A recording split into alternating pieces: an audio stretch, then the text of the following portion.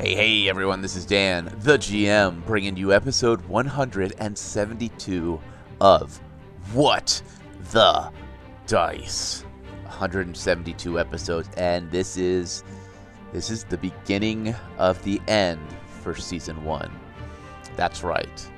After over 3 years with over 100 and I don't even know how many episodes, it's all led up to this. I am sitting here editing and I am just smiling from ear to ear. This journey with everyone has been absolutely amazing. It had its ups, it had its downs, and I have met some amazing people.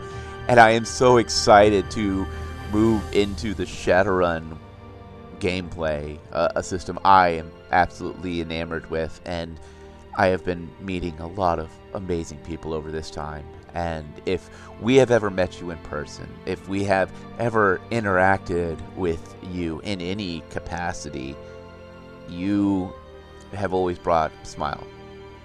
May not be seen, maybe after the case, because, at cons things get crazy. We're handing out dice, we're talking to people. I just want to thank all of you for all the love and support we have gotten. But I'm not going to let this intro run too long. I do have a soundtrack time limit, but I want to thank you for joining us and enjoy the beginning of the end of What the Dice Season 1.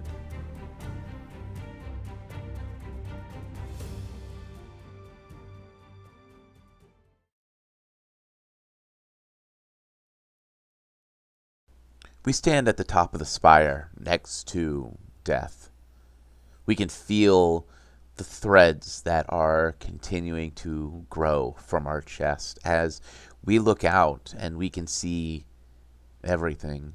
The mountains, we can feel the essence of this planet, Nytlin, our home. As we watch the clouds begin to coalesce around us and begin to move and shift as the storyteller, Death, begins to thumb through the pages of the book. Well, me friends, it seems as if it is time. The ultimate battle against good and evil, mortal and god, to see who can decide and claim the rights for the future of Nytlin. Would it be a god who has looped time back on itself countless times to relive this time frame, to stop other heroes from defeating him? Or will it be these heroes that have treaded upon his plans, found forgotten lands, spoken to people that are not from this time? Or will it end in a stalemate, an eternal battle, keeping both hero and god busy for all eternity? Well, I think it is time for us to watch and find out.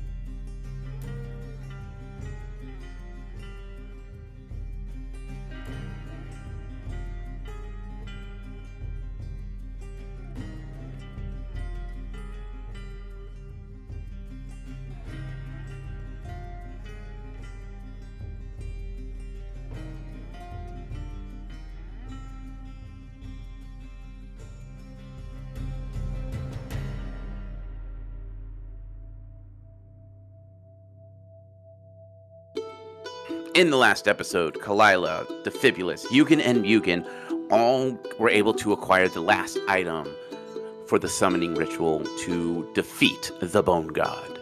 After getting the scythe from Death themselves, they find out that the Holy City is under siege.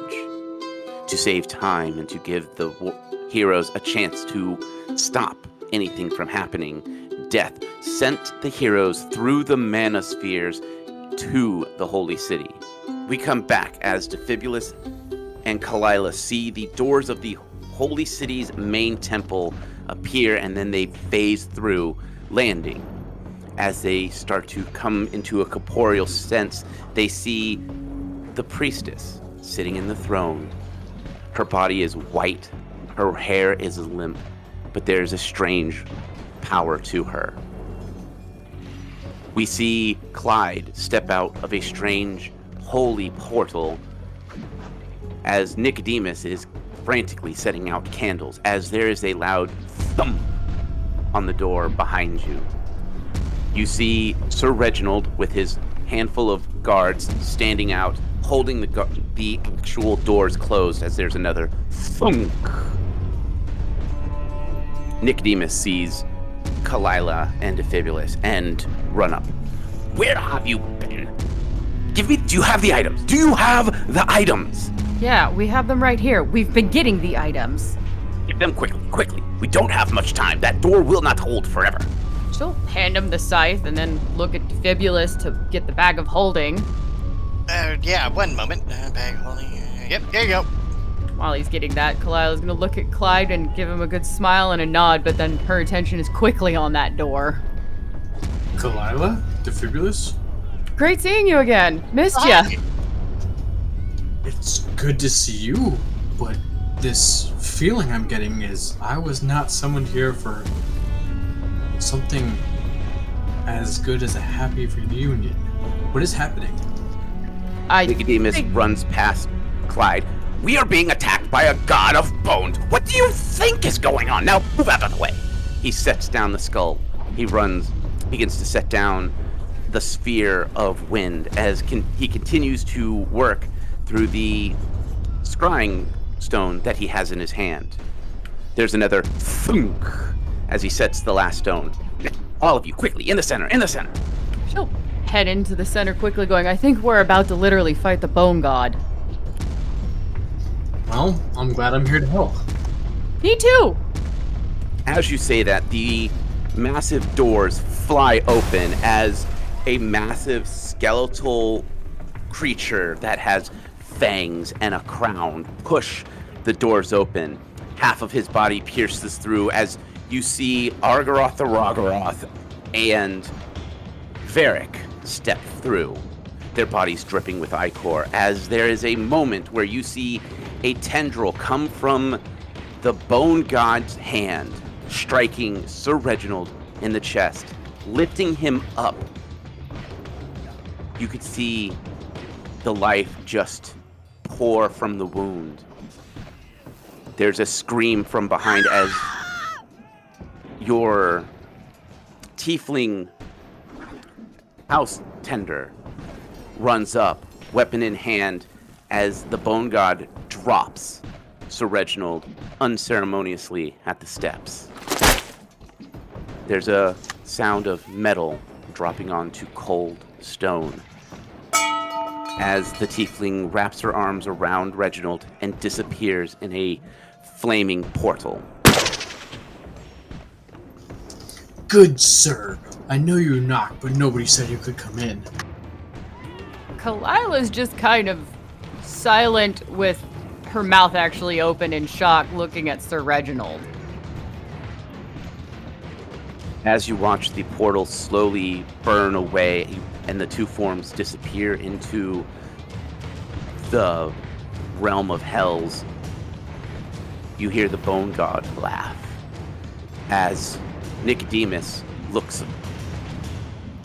You can see anger in his eyes as both Argaroth begins to start to create this fire about him, and Varric has two very nasty looking pistols. From the northern air behind the throne, you can hear the sound of little rat feet kick off the ground, and you see Nicodemus land, slamming his staff into the ground that sends out a shockwave, pushing both Argaroth and Ferric back through the door. You will not stop us from doing this. Tinkan, I believe we have a god to defeat. As he steps up and begins to position himself, the bone god slams his hand onto the ground. And the 4 items begin to get encased in a thick, dark ichor. Well, obviously on that note, Klide will pull his sword from the sheath and start moving forward to help out in a defensive manner. The things that were just encased, because I have disappeared, good things, bad things. You would recognize 2 of them, as I thought, because you were with us when we got 2 of the items, the skull. Yes. And the scepter. And the fire scepter. So you would recognize 2 of those as the 2 of the 5 items we were supposed to gather to defeat the bone god. Gotcha. Okay. And their encasing, does it look like an evil encasing, or? Very much so. Okay. So on that note, I'm going to, while I move forward, I'm going to tell everybody to, or yell out, everybody to stay relatively close to me, 20 feet or so, or no, sorry, 20 yards or so. No, it is 2 feet, sorry, 20 feet or so to me. And I'm going to, use 2 of my lay on hands to kind of buff everybody. It gives us Just a temporary little hit points? Hold on. Okay, so it negates any sneak attack or critical hit by 25%. So it's 25% to not be critted. Okay. You are immune to any bleed damage. Okay. If you do go down to 0, you're instantly stabilized. Cool, I didn't know lay on hands did all of that other than just heal you. It's called shared defense. It's a use of lay on hands to do something else. Oh, okay. And everybody gets +1. No, equals. Okay. Last number. Ninth. So okay. So everybody gets a +3 to their AC, their CMD, and saving throws. Oh, and saving throws. Alright, so Clyde's giving a good rally shout, and Kalila will move behind Klide, but she'll be looking at the items. Because weren't they all just in the center, and now the bone god just snatched them back up? They were all put in the cardinal directions before he sealed them up. Okay. Kalila's gonna yell out going, Nicodemus? Nicodemus looks back and gives you a smile. As we start combat, everyone roll for initiative. Oh snap! All right, I got a 5. As true as Klide has always been. I got a 12. After retrieving my dice from the floor, a 26. Right, and we got Nicodemus and the Bone God rolled. Oh wait, I got 2 more. And You don't need to worry about them. I'm special. But Kalila, after yelling out, Nicodemus and him smiling going, are the items supposed to do that? there is a flash of quick motion as his staff almost seems to move like an arrow from his hand, striking one of the ichor balls. Stabbing in, you can see it start to crack and break. Nicodemus looks at you three and goes, "Well, go on, go smash those balls. I'll keep this god nice and busy. And his little minions, too." That sounds like a short joke towards my brother. I approve. I'm actually rather happy they got thrown out of the room, though. Nicodemus is up first. What were you gonna say? Defibulous was just, I'd rather my brother been thrown from the realm into like burning pits of some unpleasant place, but this works too. Yeah, well, maybe you get to kill him a third time. You see Nicodemus run towards the bone god in a lot faster of a motion than an old rat scholar should, and begins to pummel the bone god with his bare fists. Lila's mumbling under her breath. I always knew there was something more to that rat scholar. As you see Nicodemus moving from joint to joint, striking hard, you can see that his fists are glowing this strange blue hue.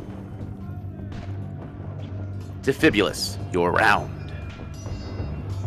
Well, the bone god. Yeah, the bone god's telling me to break the ichor. No, with Nicodemus telling us to break the ichor, Defibulous will take a look at the first artifact he sees that's locked up and coated in goo. All right. You've got north, south, east, and west. You know what? Actually, I'll shoot the furthest one from me. Okay. Roll to hit. 36. That is a hit. Defibulous will mutter something about trying out this new gun and seeing how well it works. 31 damage. As you pull the trigger on this dragon rifle, there's nothing at first besides that hollow click. There's a moment where you think, did I reload it? Is it got the ammo? Before it starts to hum in your hand and seems to roar to life.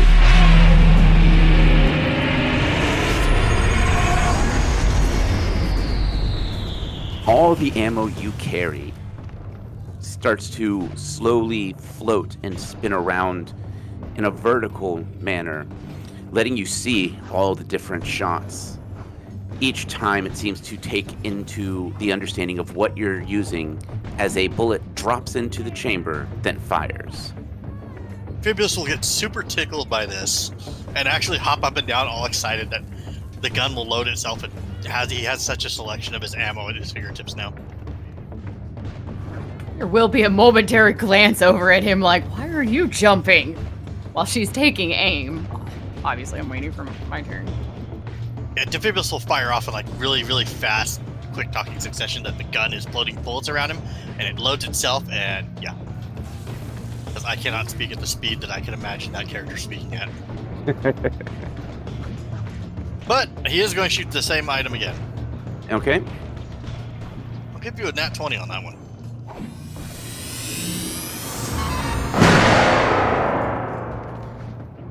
As you pull the trigger this time, it doesn't do anything for a second. Again, you start to contemplate, did you do something wrong? Did you say something to offend the rifle? And then the bullet exits, striking the orb, and you watch the ichor just crystallize and shatter out again.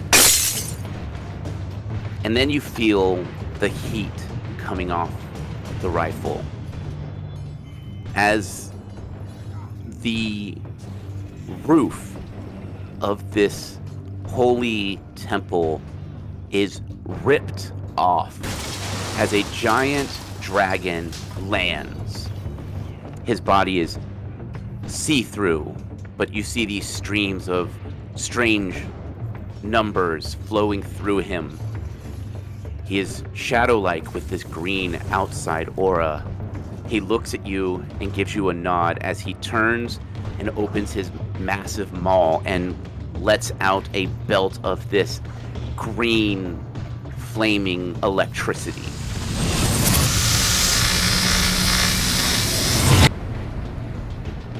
I mean, let's be real. Let's be real. Real here.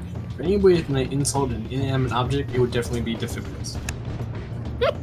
Hey, I've already intimidated the sun. I mean, I'm pretty sure I can say something to upset an inanimate object, too. See? Exactly. And I was there for that. What's your damage? Working weapon damage and then AoE damage. Yep. Sounds like he got a new gun to play. Oh, yeah. Alright, single target hit was 103 points of damage. And the AoE is 172. Dragon go rar. Yeah, I'd say he's got a different gun. Which Klide would now be noticing, probably that. You mean the big incorporeal dragon that just went rar? Yeah. Yeah, that just went rar. Defibulous is just kind of sitting there blinking. Well, I understand why they call it the dragon rifle now. And now Klide has a surprise round because what the fuck? As the dragon's breath finally dissipates off the ground, one of the orbs, the earth skull, is cracked and is beginning to float in the air, and it is the colors of the earth. You see browns and greens. As the dragon turns to Defibulous, nods. Opening its wings, he flies up in a quick motion, disappearing into the darkened sky above. I don't remember having dragon bullets, but wow. Did anyone get a note on that one? I didn't catch his name, no. Someone take notes on that for me. Right. I'll make sure to jot it down as fast as I can. Appreciated. Did anybody get the license plate on that thing? It is the Bone God's turn. Oh, snap. He is going for Klide. Yes, bring it on. What is my crit range? My crit range is not this. Does a 47 hit? Yes. Just. You take 22 points of damage as the Bone God brings a massive claw across your body, goring you, as you could feel the heat and the cold of his claws dig into your flesh. Attack number 2. Klide, does a 36 hit? Nope. You bring your shield up as you feel this claw strike down on your shield. You could feel the cold start to spread through the steel, and you watch as it starts to crystallize. You move quickly as you scrape the claw down to the ground, and you watch the ice chip away. The Bone God just stares at you with this dark smile. Delilah, you're around. Well, keeping her back with Defibulous, since they're both in the center and close to Klide, which one did he aim at? She's going to aim at the opposite one. The north one is completely gone. You still have south, east, and west. So he was aiming at the north one. Yes. So she will aim at the southern one. Roll to hit. Seriously, you just went a southern accent when you said the southern one? Did my Texan slip out right there? Just a lot. Oops. But Kalila's going to take a good couple of quick whacks with her new bow, actually. First one, play 4 to 7. That is a hit. Woohoo! And 29 damage. Okay. Upon attack number 2. Same item. Same item, not changing. Like I said, she's going to play the keep her back with Defibulous, so she wants to try and take out the southern one so they can just rotate and go east-west at the same time. That's the plan, if I can. Okay. Ooh, gotta create 19 on die. Okay. A 51 for attack. That is a hit. I figured it was. And 69 damage. All right. As your arrow strikes that next one, you can see as water starts to drip out of it before there's a quick explosion of water and it begins to swirl. You see different colors of the water, blues and dark blues, and almost an icy hue to some of it as it begins to spin. Kalila will yell out, 2 down. That makes it Hugin Mugen's turn. Yes, a Hugin and a Mugen. Well, a Mugen can attack from a distance, and a Hugin will do a leaping attack at one of the other ones. So we'll say Hugin goes east, Mugen goes west. Okay. Momentarily lost my d20 there. All right, so a Hugin. Did you say a Hugin?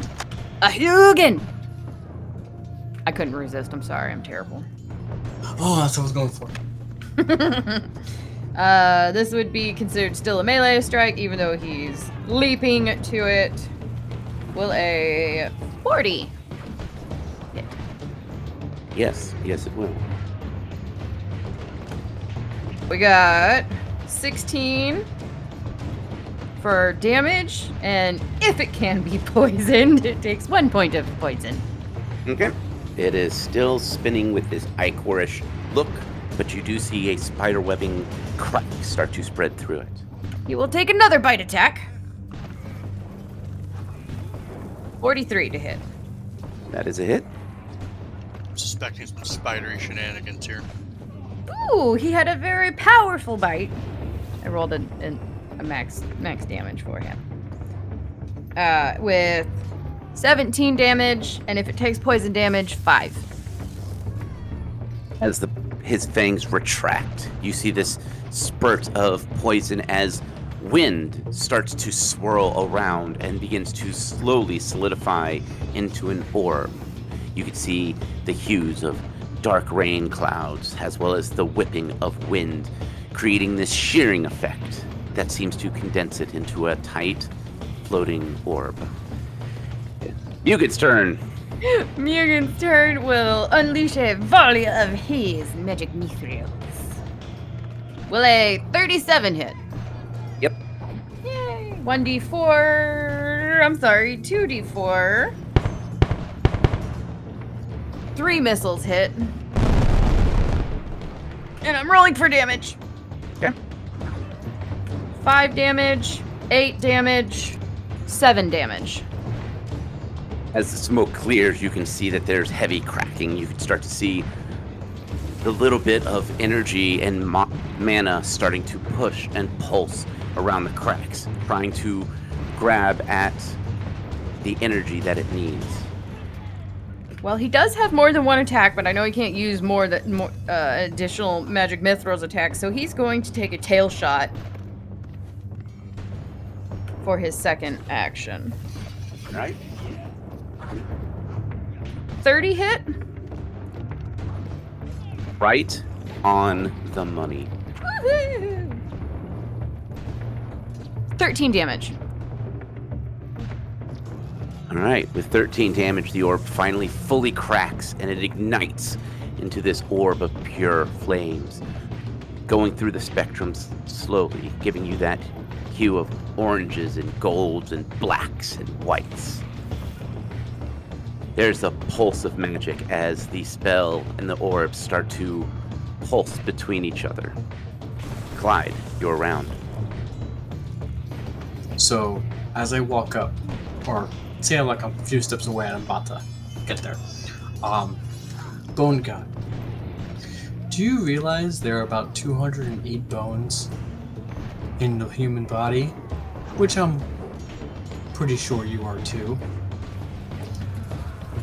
27 in each hand, 26 in each foot. That makes each hand and foot a little over 100. Now I can't break every bone in your body, but I can try and break half. As I aim for his hand that struck me to attack. Is this a called shot? Yeah, let's do it. Okay, increases the difficulty. There's a 44 hit. As your sword swings through the air, it makes contact with the Bone God's hand. All right, let's see if I can break any bones. 61 points of damage. As your glowing sword strikes into his hand, you watch as the electricity and the magic pulse through him, as he just smiles as it just starts to fleck off, as it looks like not all the damage went through. Good. Time for a second attack. Go for it. That's... Okay, good. Alright, second attack is going to be... Does a 38 hit? No, it does not. Okay. Anything else you want to do? Oh yeah, I still have 2 more attacks. Okay. But I don't think they're going... Oh, that's a 17, so that's... No, that's only gonna be a 35. Nope, no hit. And the last one's only a 9, so that's not gonna hit no matter what. Okay. Nicodemus turns to watch the orbs for just a moment, as he then returns his eyes back to the Bone God. You can see Argaroth and Varric starting to make their way back in the door as Varric takes a few wild shots at Nicodemus. Give me a perception check from everyone.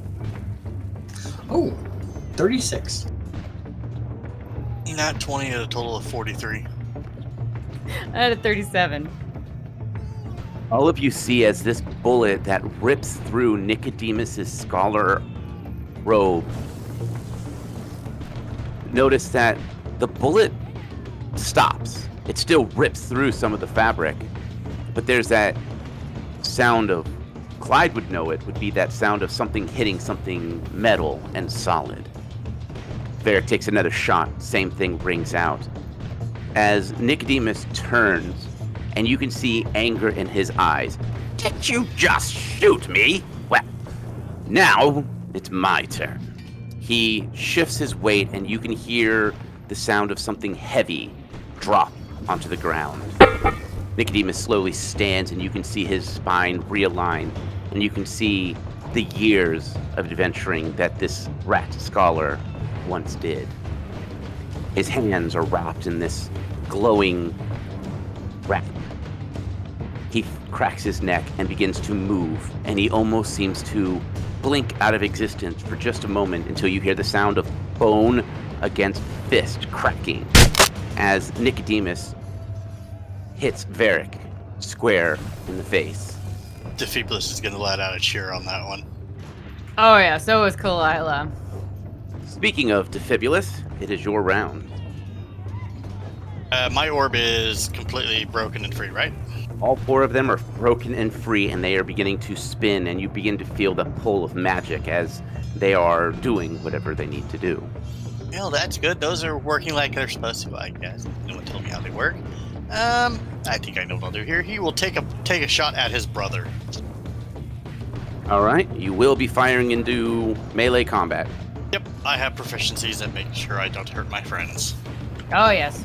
But is Nicodemus really your friend, or is he just your boss? Both. He hasn't thrown a book at me. That is true. He generally doesn't yell at me either, so yes, he is my friend as far as Defibulous is concerned. Okay. Well, I critted my brother, but it's not like a nat 20 crit. Okay. So my brother just obviously doesn't get the hint to stay dead. At least you get to shoot him again. I will hit my brother for 151 points of damage and hurl a nasty quib about boxes of rocks, turnips, and other things having more personality than my brother still. It wouldn't be a defibulous shot if he didn't. Fire a quip with it. As your bullet strikes your brother, you hear that thud of bullets against something solid. And you can remember what it was like fighting Argaroth the last time. It seems as if your brother has been blessed by the Bone God in more than one way. Oh, Kalila's ears are gonna fall back hearing that familiar ting. Question. Yes. Then, at that case, bullets we shoot at Argaroth last time we did this. Yes. Yeah, that's exactly what I was going to say was yes. No, I'm trying to remember what bullets we were using on him last time. Yes. That's the answer, is you tried all of them. You know what? I didn't try one. I'm gonna try a wild shot. Give me a perception check. Oh god. 39. With a 39, as you start to kind of do the mental clips of which one of the bullets you remember is wild shot, it catches your eye, but it looks different. Instead of being that iridescent rainbow that you have grown accustomed to seeing whenever you use it, it seems to be pulsing with a strange magic. It is now this eerie green that is sparking with this strange wild magic. As it loads in, you can just feel the hum of the magic coursing through your body as you realize that your wild shot is no longer just wild shot. It is now called Wild God Shot. Oh, it changed color, shape, and it's kind of nice looking. I'm gonna test it anyway. That's the defibulous I know. He's gonna take aim at his brother and shoot Wild God Shot at him. I mean, what's the worst that could happen, right? Roll to hit. 33 to hit. That is a miss. But because this is Wild Shot, go ahead and roll a d12. That would be an 8. As the bullet strikes a tree that is just outside the door, there is this thump of magic. From a shadow, you see two large figures step from the shadow. And you would recognize one as Emma Stone, and the other, the Enforcer. Both of them kind of look at each other, nod, and charge in shoulder first. Go ahead and roll a 6d6 plus 4 damage for Emma, and 4d10 plus 6 damage for the Enforcer. Yeah, Klide didn't get to meet the enforcers. Nope. Or Emma Stone. I love that high pitch. Nope.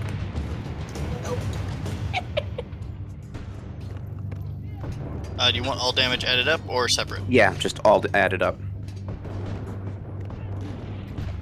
62 points of damage altogether. With 62 points of damage, both of these people slam into the back of Varric, sending him flying into the temple. Slamming into a pillar, he seems to slump down, seemingly unconscious, but you can still see that twitch as he slowly comes to. Emma gives a nod as they just step into a shadow, disappearing. Hi, Emma. Bye, Emma. Thanks. Yeah, Kalila's just like, was that really her? Sure. It is the Bone God's turn. Since Klide likes to poke fun and attack the Bone God is going to return the favor. Bring it on. 47 to hit. First hit with the claws is 21 points of damage. Attack number 2. The second claw swipes and misses, as there's a flail of arrows coming from the second story of the temple. The bone god's eyes turn from Klide to the row of guards as he says something in some unknown language, as you watch these guards burst into blackened flames, turning into nothing but ash. Damn. With his last move, he grabs Argaroth by the chain that dangles from his neck and throws him towards the magic sphere that is slowly forming. Argaroth lands in the center of the magic, taking damage as he's passed through the purest of elements. As he grabs the scythe, the orbs stop moving. Oh, Kalila's gonna scream out a nice loud no at that. Speaking of Kalila, it is your round. I'm gonna do a new attack thingy. I deny. Too bad. She is going to overdraw her bow while taking aim at Argaroth. No, sir, I don't like it. Too bad. Don't care if you don't like it. He doesn't like it. Do it again. No. What arrow are you using, Kalila? She remembers at least last time. I think, although she goes to reach for an explosive arrow, but she actually just seeing Defibulous fire the new wild shot. She's gonna pull out one of her own arrows of wild shot and see if it also is glimmering in a new way. Klide doesn't have a wild shot. He doesn't even have a wild rope. As you pull the arrow that is wild shot, the black and pearlescent bow shaft seems to twist and gnarl, creating this twisted, viney, thorny look. The feathering becomes twisted and gnarled as if it was made from the feathers of a raven, as the head begins to sharpen and jagged out, as if nature itself was being twisted by wild magic. And you feel the pulse of primal magic in your hand. Oh yeah, this'll do. And my bow loves me. Rolled another 19 on die, so that's a crit. And Okay. it was an overdraw. Okay. The overdraw says, it eats up two standard actions for an overdraw attack, doubling the damage dealt. So do I double it and then times it by 3? Yes. Okay. Hey, Dan. What? Can I have an overdraw for my gun? No. Oh. You made Defibulous sad. Does that mean I get to call this episode Depressed Defibulous again? Oh no, because I will find a way to create your guardian. Don't worry. I will intimidate the bone god. 72 points of damage. Oh no, wait, I forgot to add my. Hold on. 93 points of damage. Okay. Fine, you break a bone. Roll a d12. And you break a bone. And you break a bone. I got a 9. As the arrow strikes Argaroth, you could see it start to pulse again and again, and you begin to start to see arrows that are passing through him over and over, and you see trails of red magic behind it. Kalila, please roll 4d6 as these red energy bolts are flying towards Klide. 15. Klide, you now have healed 15 health. That's awesome. Oh, how far away is Argaroth from me? Let's see. He is in the center of the sphere, so, he's 20 feet away from where the orbs were, so depending on how far you were from the orbs. Well, me and Defibulous didn't move at all when they got thrown out and then sucked back in. So you are standing about, we'll call it 5 feet from the orb. Which is right where Argaroth is, right there. He's in the center of the orbs, so he is 25 feet away from you. After getting hit with that, how firm of a grip does he have on that scythe? I'll give you a perception check to find out. Perception? Yep. 36. It looks like he is actually gripping it with that mace in his hand. It looks like the chain is wrapped around it. So it's pretty well in his hand. Looks like it. But the chain does look like it is not the same black metal that is him. I was actually contemplating a explosive arrow to the hand. And I'm debating on whether I should do an arrow shot to the hand or the explosion. Because that explosive one, since it was tech fire, hurt him last time. A lot. And that wild shot looked like it hurt him a lot. Ooh, yeah. Explosive wild shot. If only. I'm gonna do another wild shot arrow, called shot to that hand. I don't want him holding that scythe. All right, go for it. 45 to hit. That is a hit. Woohoo! Not a crit, but still a hit. 34 points of damage to his hand. Okay. And then you need a d12 for the wild. Yes, I do. 4. Oh, uh-oh. Behind Argaroth, a massive door just opens in the middle of nowhere. Oh, shit. You all recognize this door as Mexi steps out and points. Hey, don't you attack my best customers. Well, you know what? Just for that. Dice monsters, go have a snack. Oh, gosh. As you see a bunch of those little dice monsters come flying out of the door and begin to chomp down. I need you to roll one of every type of dice. And then The d4 rolled a 4. The d6 rolled a 3. The d8 rolled an 8. The d10s 6 and a 1. D12 rolled an 8. And the d20 rolled a 19. Also, while you're doing math, and those little dice monsters are going at Argaroth, she's going to yell out, "Bring me the scythe!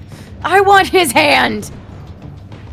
as these dice monsters chomp down, you see the 2 d10s. One wraps around the chain and chomps down on it, and it shatters. As the other one wraps its tongue around the scythe and flicks it to Kalila. Oh, fantastic. Kalila, I need you to roll your reflex to catch this. Happily and accepted. I'm not gonna lie, I'm a little jelly that you summoned dice monsters. Reflex is 36. You catch the scythe as the dice monsters run past Mexi's legs into his door. He turns and slams the door, which disappears in a poof of magical dust. As Argaroth grabs his hand, he reaches for the mace ball, and there is a pulse of magic. Klide, you're around. Oh, this might hurt.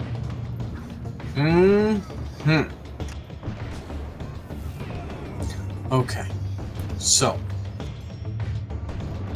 first thing I'm going to do, okay? I'm going to activate my Divine Bond on my armor, which gives me some extra AC and stuff. The second thing I'm going to do is I'm going to activate Aura of Justice. This Aura of Justice gives my allies the ability to smite evil their next turn, and they have to use it within a minute. So they get to use smite evil on any attack within the next minute. Okay. That is... That's my free action. Okay, now to attack. That is a 17, so... Are you going after the Bone God or Argaroth? Well, if I step away from Bone God, he gets an attack of opportunity. Oh, okay, so you're still playing with the Bone God. No, go ahead. Step away from the Bone God. It'll be a lot of fun. I promise. I mean, I could just instantly get away without him attacking me, but yeah.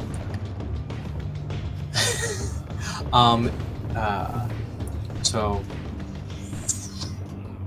49. The hit? Is that 2 hit? Yes, that is 2. Then it is a hit. The damage is 31 plus 34. Where's... Yeah, 31 plus 34. So it's 65 points of damage. Okay. His damage is reduced by 5 for 3 rounds. Because that's what my shiny weapon does. Ooh. And on top of that, the whole lovely smite evil. Oh, I forgot to, it does go past damage reduction, just so you know. Okay, that's fine. Okay. When the GM calmly goes, okay, that's fine. Is when you get worried. Like, oh. Not the response we Snap. wanted. And smite evil also benefits me, just so you are aware. It gives me a +5 to AC. Ooh. Okay, that's fine. Okay. Let's do the second attack. The second attack. That's gonna miss. That's only a 6. All right. Anything else? Last one. No, that's only an 11 on the die. That's not gonna hit. So, okay. 1. All right. And I believe I missed Hugin and Mugen on your round, Kalila. Yes, I was gonna let Clyde have his wonderful moment. All right. What is Hugin and Mugen doing? Hey, Hugin is going to fling some nettle hairs at Argaroth. Hopefully, trying to blind him if it crits. The first roll was a 2. I don't think that hits. That is a miss, my friend.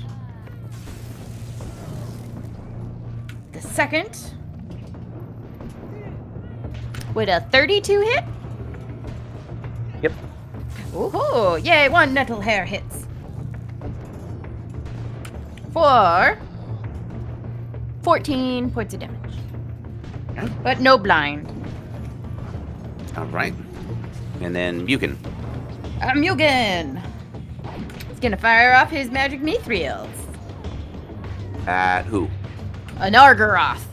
All right. Cat Mama is very angry at this thing, so it's attacking whatever Cat Mama wants is angry at. Does a 37 hit? Yes, it does. Yay! This time, 5 missiles hit. Okay. First one for 9. Mm-hmm. I'm sorry, 10. I could not math what 6 plus 4 was, apparently. First one is for 10. The second one is for 6. Okay. The third one is for 5. And the second one hits for 5 as well. As those missiles burn away the last remaining flesh on Argaroth's body, you begin to see that the chain that was in his hand begins to melt and create a liquid metal hand that he clenches tightly. He eyes Kalila as he snarls. We go to top of round, Nicodemus. Nicodemus is grabbing the arm of Varric. You could see him pulling and twisting as he starts to shift and twist, literally throwing Varric square into the chest of Argaroth. Yeah, that's not an enjoyable thing. Nicodemus' eyes narrow as he now looks at the bone god and begins to charge at him, running up a pillar and attacking with a nat 20. Damn.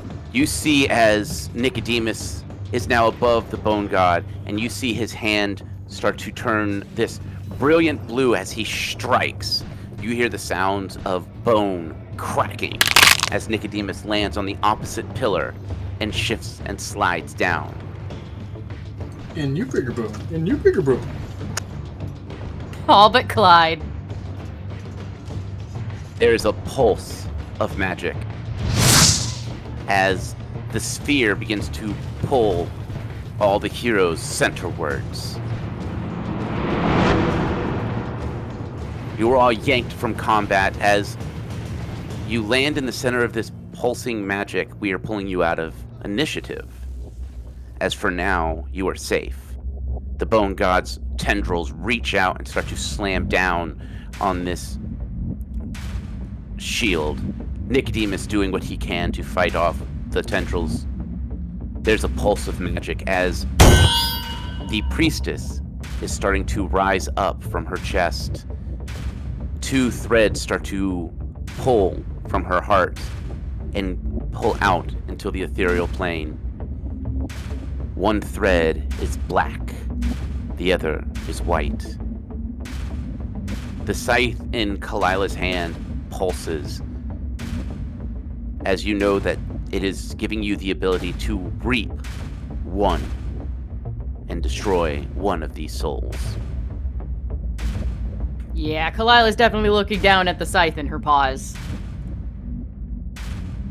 You are all standing next to each other. You are currently out of combat, but you only have so much time before that shield breaks. Make your decisions. Tick tock. Well, Kalila's looking, like I said, down at the scythe in her paws, and then would be looking back up at the priestess. Am I the only one that can see the threads, or can everybody? Everyone can see the threads. Okay. You were going to say something, Clyde. So Klide is going to look at Kalila, and is that a Death Reaper's scythe? It is the Reaper's scythe. He's letting us borrow it. Yeah, it's on loan. So we are literally going to reap a soul from someone. Yes. The priestess has 2 threads. And he said only 1 can ever exist in a body. That must be why she's been so sick. Oh, jeez. So she has both dark and light right now in her body. There's a black strand and a white strand. Wait. Didn't someone talk to us about strands at some point? We all had a dream, didn't we? Mine was my goddess, Desna. And she told me she had a friend in the darkness. I thought originally she was talking about Faye. But maybe she was talking about this. Okay. Well... I had to choose. It was an altar, and there was a black rose and a white rose. I chose the black rose because I'm a black cat. I'm not scared of black things. What did you guys dream? I had 2 two people to choose. What was the result? I had to reach out my hand to one of them, and being who I am, I tried to reach out to both. One was flourishing and one was not, but I tried to save both, but I could not do it. Shows Nicodemus said these items are supposed to make it to where the god can be killed, and a god can't be killed in a god form. As she looks back up at the bone god, maybe this will put him in immortal form to where we can kill him. That would be nice for a change. I understand what you're saying. You want to possibly bind his soul, too. Oh, man. Ugh. We don't know who that black thread is attached to, if that's the priestess or not, and we don't know if the white one is. But everything pointing to the bone god has been black. We cut the white Klide? one. I think we cut the white one. Can Klide do like a detect evil on her to see if, like, you know, she's saying black is, but just to kind of in Clyde's perception? Oh yeah, you can detect evil. I don't like his tone. I'm gonna sense evil carefully. Is there I carefully sense evil. I mean, if you remember the last time that with Klide or Kalila did that, it was like swirling evil everywhere and it gave us a headache. I carefully detect evil. Klide, Yes, sir. as you open up your body to give yourself the sight to detect evil, there's a massive pulse of evil magic that completely surrounds you. I'm sorry, my dear friend. You take 50 points of psychic damage as the bone god is literally completely around you and is one of the most evil forms you have ever been near. Well, I'm Ouch. glad I took resistance to damage. Still ow. Yep, that's the one out. Kalila's gonna look at Defibulus since he also traveled to Death's home with her going, white one or black one? He's staring at both of them very, like, just focused on them. You don't believe in God, so your opinion matters too. Mine and Clyde's are biased. You're right. Everywhere. What? Oh. I'm sorry, Clyde. You alright there, man? Head, pain, evil everywhere. Yeah, sounds about normal. I think he's okay.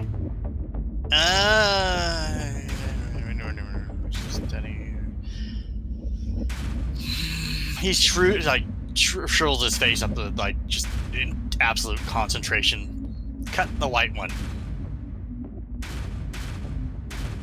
Kalila will nod and look at Clyde just in case he goes, no, don't, before she swipes at the white one. Klide is honestly gonna look back at you and trust your judgment. Like, that look on his face is gonna be of trust. I mean, throughout the entire thing, even when he's not with you, he's still, you know, with you in spirit. So he's gonna trust what you guys are doing. Kalila will take a deep breath, nod at both the boys, grip the scythe with both her paws, and cut the white strand. As you focus in on that white strand to cut, everyone sees that the image of death wraps around Kalila, giving the scythe its magical properties to sever the thread of existence. As the blade comes in contact with the white thread and it starts to snap, we end this week's episode here.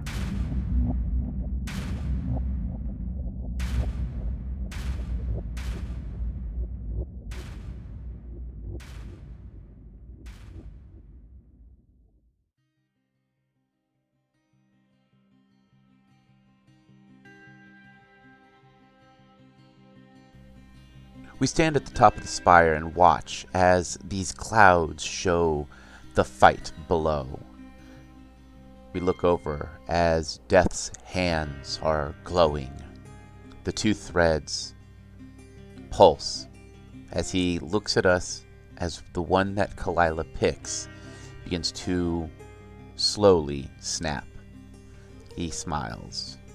Well, me friends. Seems as if Kalila, Klide, and Defibulus have made their decision.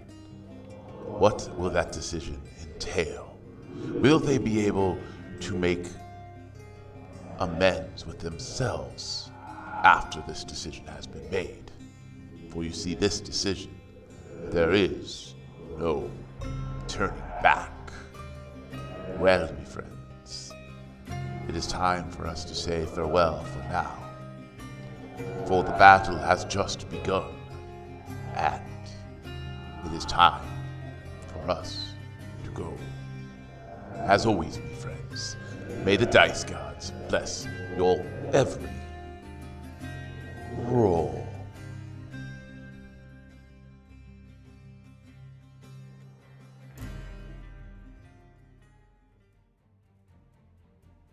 We here at What the Dice would like to thank Paizo for creating Pathfinder, Epidemic Sound for our music, as well as Sirenscape for our sound effects. If you would like to reach out to us, you can do so on Facebook at What the Dice Pod, Twitter at What the Dice Pod, and of course email whatthedicepod@gmail.com. And if you liked our little adventure, please share us with your friends and rate and review us.